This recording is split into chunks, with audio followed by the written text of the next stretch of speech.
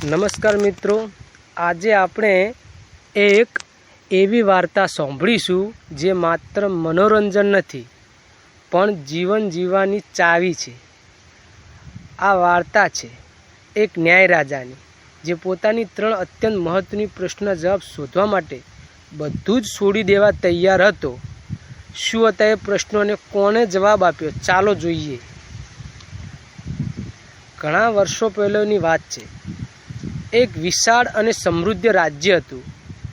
ત્યાંના રાજા ખૂબ જ પ્રજાપ્રેમી અને જ્ઞાની હતા, પણ રાજાને હંમેશા એવું લાગતું કે એક ઉત્તમ શાસક બનવા માટે તેમને 3 બાબતોની સમજણ હોવી જોઈએ। રાજાએ આખા રાજ્યમાં જાહેરાત કરાવી કે જે કોઈ મારા 3 પ્રશ્નો સાચા જવાબ આપશે તેને સુવર્ણ મુદ્રાથી પુરસ્કૃત કરવામાં આવશે। તો પહેલો પ્રશ્ન, કોઈ પણ કામ શરૂ કરવા માટે સૌથી સાચો સમય કયો? બીજો પ્રશ્ન, દુનિયામાં સૌથી મહત્ત્વનો માણસ કોણ? ત્રીજો પ્રશ્ન, સૌથી મહત્ત્વનું કામ કયું? રાજ્યના ખૂણે ખૂણેથી પંડિતો અને વિદ્વાનો આવ્યા। કોઈએ આકાશી તારા જોઈને જવાબ આપ્યો હતો, કોઈએ ગ્રંથો ખોલીને જવાબ આપ્યો, કોઈએ કહ્યું કે ભવિષ્યમાં જાણ્યા વગર સાચો સમય નક્કી ન થઈ શકે, તો કોઈએ કહ્યું કે રાજાએ પોતાની ઈચ્છા મુજબ કામ કરવું જોઈએ। પણ કોઈના જવાબથી રાજાને સંતોષ ન થયો। બધાના જવાબ અધૂરા અને એકબીજાથી જુદા હતા। છેવટે રાજાએ એક જંગલમાં રહેતા પહોંચેલા સંત પાસે જવાનો નિર્ણય કર્યો। આ સંત તેમની જ્ઞાન અને પવિત્રતા માટે ખૂબ જ જાણીતા હતા। રાજા સામાન્ય વેશે એકલા જ તે સાધુની કુટિયા પહોંચ્યા। રાજા ત્યાં ગયા ત્યારે સાધુ કુટિયા બહાર જમીન ખોદી રહ્યા હતા। તેઓ વૃદ્ધ હતા અને ખૂબ જ થાકેલા લાગતા હતા। રાજાએ તેમની નબળાઈ જોઈને તેમને મદદ કરવાની ઈચ્છા વ્યક્ત કરી।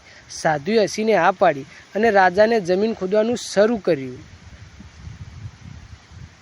સમય વીતતો ગયો, સૂર્ય આથમવા આવ્યો, એટલામાં એક ઘાયલ માણસ ત્યાં આવ્યો। તેના પેટમાં ઊંડો ઘા હતો અને તે બેહોશ થઈ પડ્યો।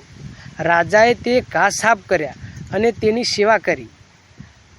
આખી રાત રાજાએ તેની સંભાળ રાખી। બીજા દિવસે જ્યારે તે માણસ સાજો થયો ત્યારે તેણે રાજાની માફી માગી।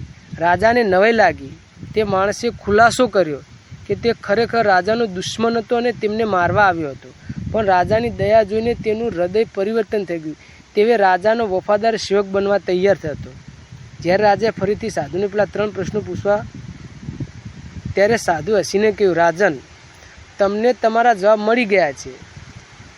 સૌથી સાચો સમય અત્યારે વર્તમાન સમય, કારણ કે જે સમય આપણી પાસે છે તેમાં જ આપણે કંઈક કરી શકીએ છીએ। ભૂતકાળ જતો રહ્યો છે અને ભવિષ્યની કોઈને ખબર નથી। સૌથી મહત્ત્વનો માણસ, જે માણસ અત્યારે તમારી સામે છે તે જ સૌથી મહત્ત્વનો છે। જેમ તમે ઘાયલ માણસની સેવા કરી એ સમય માટે તમારા માટે સૌથી મહત્ત્વનો હતો। સૌથી મહત્ત્વનું કામ તમારી સામે રહેલા માણસનું ભલું કરવું તે જ સૌથી મોટું કામ છે। તમે એ માણસની સેવામાં તમારું બધું જ આપી દીધું, એ જ તમારું સૌથી મોટું કર્મ।